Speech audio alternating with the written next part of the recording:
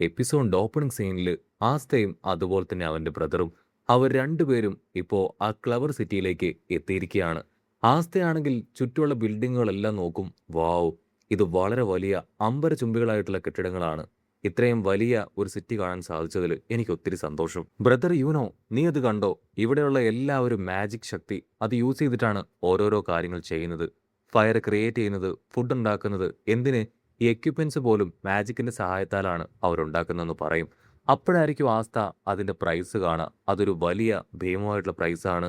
Oh no, ഇതിന് ഇത്രയൊക്കെ price ഉണ്ടോ എന്ന് ആസ്ത ചിന്തിക്കും. ആസ്തയാണെങ്കിൽ വലിയൊരു ബിൽഡിംഗ് ചൂണ്ടിക്കാണിച്ചു കൊടുത്ത്, ഞാൻ വിസാർഡ് കിങ് ആയതിനു ശേഷം നിനക്കും എനിക്കും ആ ഒരു വലിയ മാൻഷനിൽ ജീവിക്കാമെന്ന് പറയും. ആസ്തയുടെ ബ്രദർ ആണെങ്കിൽ അവനോട് പറയും, സത്യത്തിൽ ഇത് ഞാൻ നിന്നോട് പറയാനിരുന്ന കാര്യമാണ്. അത് കേട്ട് ആസ്തയ്ക്കാണെങ്കിൽ ഒരു അടി കിട്ടിയ പോലെ ഫീൽ ചെയ്യും. അവന്റെ ബ്രദർ ആണെങ്കിൽ അവനെ നോക്കി ചിരിക്കും. അപ്പൊ ദൂരത്തായിട്ട് ഒരു ലേഡിയെയും കുറച്ച് കുട്ടികളെയും കാണും. ഉടനെ ആസ്തയുടെ ബ്രദർ പറയും, ഇത് കാണുമ്പോൾ എനിക്ക് സിസ്റ്റർ ലില്ലിയെയും കുട്ടികളെ ഓർമ്മ വരികയാണ്. ഉടനെ ആസ്ത ക്യാഷ്വലായിട്ട്, അതെ, അവർക്കിപ്പോൾ എന്നെ ഒരുപാട് മിസ് ചെയ്യുന്നുണ്ടാവും. അത് കേട്ട് ആസ്തയുടെ ബ്രദർ ചിരിക്കുകയാണ്. കട്ട് ചെയ്ത ഇവിടെ ചർച്ച് കാണിക്കും. അവിടെ ചെറിയ പയ്യനാണെങ്കിൽ ആസ്തയെയും അവന്റെ ബ്രദറിനെയും ഓർത്ത് വിഷമിച്ചിരിക്കുകയാണ്. അവരില്ലാത്തപ്പോഴാണ് അവരുടെ ആ വിടവ് അത് ശരിക്കും മനസ്സിലാകുന്നത്. അവരെ ഞാൻ ഒരുപാട് മിസ് ചെയ്യുന്നുണ്ടെന്ന് പറയും. സിസ്റ്റർ ആണെങ്കിൽ അത് കേട്ട് കണ്ണീരോടുകൂടെ അവരെ ആലോചിക്കും. എവിടെയായിരുന്നാലും അവർ നന്നായിരുന്നാൽ മതി. മത്സരത്തിൽ അവർ രണ്ടുപേരും ജയിക്കണമെന്നാണ് ഞാൻ ആഗ്രഹിക്കുന്നത്. അതേസമയം ഇവിടെ ആസ്തയാണെങ്കിൽ ഫ്രൈ ചെയ്ത ഒരു സ്നേക്കിനെ കടിച്ചു പറിച്ച് തിന്നുകയാണ്. ആസ്തയുടെ ബ്രദർ ആണെങ്കിൽ നിനക്കിത് എവിടുന്ന് കിട്ടി ചോദിക്കും. അതിനവൻ ദൂരത്തായിട്ടൊരു ഗ്രാൻഡ്മയെ കാണിച്ചു കൊടുക്കും. അവരുടെ കയ്യിൽ നിന്ന് ഞാനിത് വാങ്ങിയതാണ്. ഇതിനാണ് അല്പമെങ്കിലും വില കുറവ്. ഉടനെ ബ്രദർ ആണെങ്കിൽ നിനക്ക് മറ്റെന്തെങ്കിലും വേണോ ചോദിക്കും. അതിനവൻ പറയും, എനിക്കൊന്നും വേണ്ട, മത്സരം തുടങ്ങാൻ സമയമായി, നമുക്ക് എത്രയും വേഗം ആ മാൻഷനിലേക്ക് പോകണമെന്ന് പറഞ്ഞ് അവരാണെങ്കിൽ ഇപ്പോൾ വേഗം ആ മാൻഷൻ ലക്ഷ്യമാക്കി നടക്കും. അകത്തേക്ക് വന്ന് നമ്മുടെ ആൾക്കാരാണെങ്കിൽ അവരുടെ ഗ്രീവിയർ കൊടുത്ത് ഇപ്പോൾ അവർ ഇൻട്രൊഡ്യൂസ് ചെയ്യുകയാണ്. ഈനോ ആണെങ്കിൽ ഇപ്പോൾ അവന് ഗ്രീവിയർ കൊടുക്കും. ആ 4 ക്ലവർ ഗ്രീവിയർ കണ്ട് ഇപ്പോൾ ഓപ്പോസിറ്റുള്ള ആളാണെങ്കിൽ അതിശയിക്കുകയാണ്. ആളാണെങ്കിൽ അവിടെയുള്ള ആൾക്കാരോട് ആ കാര്യം ഷെയർ ചെയ്യും. അത് കേട്ട് എല്ലാവരും അവനെ തന്നെ നോക്കുകയാണ്. അതിനുശേഷം ആസ്തയാണെങ്കിൽ അവന് ഗ്രീവിയർ കൊടുക്കും. അത് മുഴുവൻ അഴുക്ക് പിടിച്ചിരിക്കുമ്പോൾ ആൾ ചോദിക്കും, ഇതെന്താ ഇതിനൊരു വൃത്തിയില്ലാത്തത്? അതിന് ആസ്ത പറയും, എന്തായാലും ഇതും ഒരു ഗ്രീവിയർ തന്നെയാണ്. ഉടനെ ആൾ ഓക്കെ പറഞ്ഞ് അവനെ അകത്തേക്ക് കടത്തി വിടുകയാണ്. അപ്പോൾ ഒരു ചെമ്പമുടിയനാണെങ്കിൽ വമ്പൻ ആറ്റിറ്റ്യൂഡിൽ അവിടേക്ക് കടന്നു വരും. ഈ ലോക്കൽസിനോടൊക്കെയാണോ ഞാൻ ഫൈറ്റ് ചെയ്യേണ്ടതെന്ന് ചോദിക്കും. അവിടുന്ന് അങ്ങനെ കട്ട് ചെയ്ത ഇപ്പം ആ മാൻഷൻ്റെ ഉള്ളിലെ വലിയൊരു ഹാള് കാണിക്കുകയാണ്. അവിടെയാണെങ്കിൽ മത്സരിക്കാൻ വന്ന ഒരുപാട് പേര് നിരന്നു നിൽക്കും.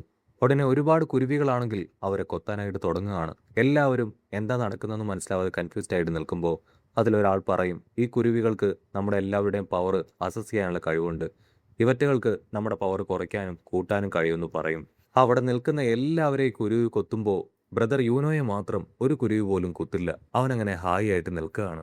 അപ്പൊ ലോങ് ഷോട്ടിലായിട്ട് ആസ്തയെ കാണിക്കും. അവനെയാണെങ്കിൽ ആ കുരുവികളെല്ലാം കൊത്തി കൊത്തി പഞ്ചറാക്കുകയാണ്. അവനാണെങ്കിൽ അവന്റെ ബ്രദർ യുവനോട് ചോദിക്കും, ഇതെന്താ നിന്നെ മാത്രം ഒരു കുരുവികൾ പോലും കൊത്താത്തത്?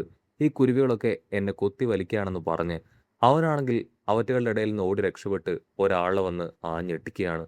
ഉടനെ ആ ജയന്റ് മാൻ ആണെങ്കിൽ ആസ്തയെ നോക്കി, നിനക്ക് എന്ത് വേണമെന്ന് ചോദിക്കും. ആളുടെ താടിയും മീശ രൂപമൊക്കെ കണ്ട് ഇപ്പോ ആസ്തയാണെങ്കിൽ ആളെ കണ്ട് ഞെട്ടുകയാണ്. ഓ നോ, ഇവനെ കാണുമ്പോൾ ഒരു സ്റ്റുഡന്റ് ആയിട്ട് തോന്നുന്നില്ല, ഇവനൊരു കിങ്കരൻ തന്നെയെന്ന് പറഞ്ഞ് ആസ്തയാണെങ്കിൽ അവനെ ടെൻഷനൊന്നും പുറത്ത് കാണിക്കാതെ ഇപ്പൊ അവനെ തോളിൽ തട്ടി അങ്ങനെ പ്രോത്സാഹിപ്പിക്കുകയാണ്. നിന്നെ കാണാൻ വലിയ മെനയൊന്നും ഇല്ലെങ്കിലും തീർച്ചയായിട്ടും നിനക്കും നന്നായിട്ട് പെർഫോം ചെയ്യാൻ കഴിയുമെന്ന് പറയും. ചുറ്റുമുള്ളവരാണെങ്കിൽ അത് കേട്ട് അമ്പരന്ന് അവരെ നോക്കുമ്പോൾ ഇവിടെ ആ ഒരു ജയന്റ് മാൻ ആണെങ്കിൽ ദേഷ്യം വരികയാണ്. നിനക്കത്ര ധൈര്യം ഉണ്ടെങ്കിൽ നീ എന്നെ അഡ്വൈസ് ചെയ്യും ചോദിച്ച് അവനാണെങ്കിൽ ഇപ്പോൾ ആസ്തയെ തൂക്കിയെടുക്കുകയാണ്. ആ സമയത്ത് കുറച്ചു പേര് അവിടേക്ക് വരും, കാര്യം അന്വേഷിക്കും. അതിനാ ജയന്റ് മാൻ പറയും, ഇവരെന്നെ അഡ്വൈസ് ചെയ്തു, സോ ആദ്യം ഞാൻ തല്ലിക്കൊല്ലാൻ പോകുന്നത് ഇവനെയാണെന്ന് പറയും. അവരാണെങ്കിൽ ഷോക്കായി ഇപ്പോൾ ആ ജയന്റ് മാനെയും കൂടെയുള്ളവരെയും നോക്കും. ഇവരല്ലേ ആ ബുൾ ബ്ലാക്ക്? അതിൽ ഏറ്റവും പവറും മന്ത്രശക്തിയുള്ള ആളാണ് ഈ ജയന്റ് മാൻ. മാത്രമല്ല അവൻ ഏറ്റവും സ്പെഷ്യലായിട്ട് ചെയ്യുന്നത് സ്പിരിച്വൽ മാജിക് ആണ്. അവൻ ആക്ച്വലി എല്ലാവരോടും സംസാരിക്കുന്ന ഒരു ടൈപ്പ് അല്ല, ഒരല്പം ഇൻട്രോവേർട്ട് ആണ്. പക്ഷെ ഗേൾസിനോട് ഒരു പ്രത്യേക കൺസിഡറേഷൻ ആണ്. ഉടനെ ഒരു പെൺകുട്ടിയാണെങ്കിൽ ആ ജയന്റ് മാനെ സമാധാനിപ്പിക്കുകയാണ്. നീ ആവശ്യമില്ലാതെ അവനെ അറ്റാക്ക് ചെയ്യേണ്ട കാര്യമില്ല. ആസ്തയോട് നീ എന്തിനാണ് ഇവിടേക്ക് വന്നെന്ന് ചോദിക്കുമ്പോൾ ഞാൻ വഴി അറിയാതെ അവനൊന്ന് ഇടിച്ചതാണെന്ന് പറയും. അവനാണെങ്കിൽ ആസ്തയുടെ തല അങ്ങനെ കുനിച്ചു പിടിച്ച് അവനങ്ങനെ തട്ടിത്തെറിപ്പിക്കും. നീ ജസ്റ്റ് മിസ്സിന് രക്ഷപ്പെട്ടു എന്ന് പറഞ്ഞ് ആ ജയന്റ് മാൻ അങ്ങനെ കടന്നു പോവാണ്. ആസ്തയാണെങ്കിൽ എല്ലാവരെയും നോക്കും. ഇവരെ കഴിഞ്ഞൊക്കെ ഭംഗി ഞങ്ങളുടെ സിസ്റ്റർ ലില്ലി തന്നെയാണെന്ന് പറയും. അപ്പോഴായിരിക്കും ആസ്തയുടെ ശ്രദ്ധയിൽ ഒരു ലേഡി പെടുക. നീ അത് കണ്ടോ? അവർ ഫുൾ ടൈം ഉറങ്ങിക്കൊണ്ടിരിക്കുകയാണ്. അതിന് ആ ചെമ്പന്തലയൻ പറയും, അവർ ഉറങ്ങുകയല്ല. ഇപ്പോഴാണ് ഏറ്റവും ആക്റ്റീവായിട്ട് അവരുടെ കാര്യങ്ങൾ ചെയ്യുന്നത്.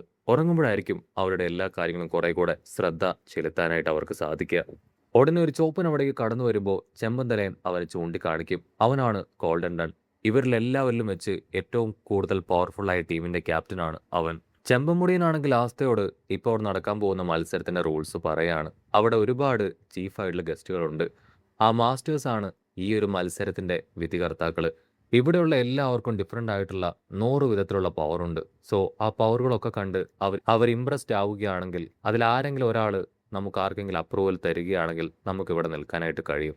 സോ മാക്സിമം നമ്മുടെ പവർ ഉപയോഗിച്ച് അവരെ ഇംപ്രസ് ചെയ്യണം. ബെസ്റ്റായിട്ട് പെർഫോം ചെയ്യണം. ഉടനെ മുകളിലുള്ള ആ ഒരു മാസ്റ്റേഴ്സ് അവരിൽ ഒരാളാണെങ്കിൽ ഇപ്പോൾ താഴെയുള്ള മത്സരാർത്ഥികളോട് നിങ്ങൾ റെഡിയാണോ എന്ന് ചോദിക്കും. അതിനെല്ലാവരും ഉറക്കെ വിളിച്ചു പറയും ഞങ്ങൾ റെഡിയാണ്. അടുത്ത നിമിഷം ആളൊരു മന്ത്രം ഉപയോഗിക്കുകയാണ്.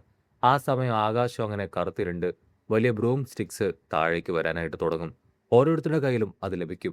അവർക്ക് കിട്ടിയ ഫസ്റ്റ് മത്സരം ആ ബ്രൂം സ്റ്റിക്ക് ഉപയോഗിച്ച് പറക്കുക എന്നതാണ്. അദ്ദേഹമാണെങ്കിൽ വിളിച്ചു പറയും ഏറ്റവും ബേസിക് ആയിട്ട് ഒരാൾക്ക് വേണ്ട പവർ പറക്കാനുള്ള കഴിവാണെന്ന് പറയും. ഉടനെ എല്ലാവരും പറക്കാനായിട്ട് തുടങ്ങുകയാണ്. പറക്കാൻ അറിയാത്തവർ പോലും ആ സ്റ്റിക്ക് വെച്ച് ചെറുതായിട്ട് പറക്കാനായിട്ട് ശ്രമിക്കും. ആ സമയം എല്ലാവരും ഞെട്ടിച്ചുകൊണ്ട് നമ്മുടെ ബ്രദർ യുവനോ അവനാണെങ്കിൽ ആ സ്റ്റിക്കിൽ നിന്നുകൊണ്ട് ഒരുപാട് ഉയരത്തിലേക്ക് വളരെ സിമ്പിളായിട്ട് പറക്കും. എല്ലാവരും ഇപ്പൊ ആ ഗ്രാമത്തിൽ നിന്ന് വന്ന പയ്യൻ അവൻ നന്നായിട്ട് പറക്കുന്നുണ്ടെന്ന് പറഞ്ഞ് യുവനോയെ ചൂണ്ടിക്കാണിക്കുകയാണ്. അപ്പൊ താഴത്തായിട്ട് നമ്മുടെ ആസ്ഥ അവനാണെങ്കിൽ ഒരടി പോലും മുകളിലേക്ക് പറക്കാനായിട്ട് കഴിയുന്നില്ല. ആ ഒരു സ്റ്റിക്ക് കയ്യിൽ വെച്ച് അവനാണെങ്കിൽ വളരെയധികം സ്ട്രെസ് കൊടുക്കുകയാണ്.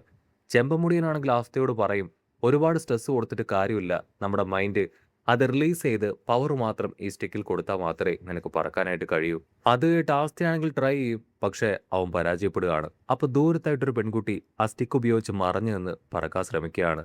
അത് കണ്ട ഒരു മാസ്റ്റർ ആണെങ്കിൽ അവിടേക്ക് വന്ന് അവളോട് പറയും നീ രാജരക്തത്തിലുള്ള ഒരു പെൺകുട്ടിയാണ്. ഇവരെ പോലെ ഓർഡിനറി ആയിട്ടുള്ള ആൾക്കാരുടെ ഇടയിൽ നീ ഇപ്രകാരം ചെയ്യാൻ പാടില്ല എന്ന് പറയും.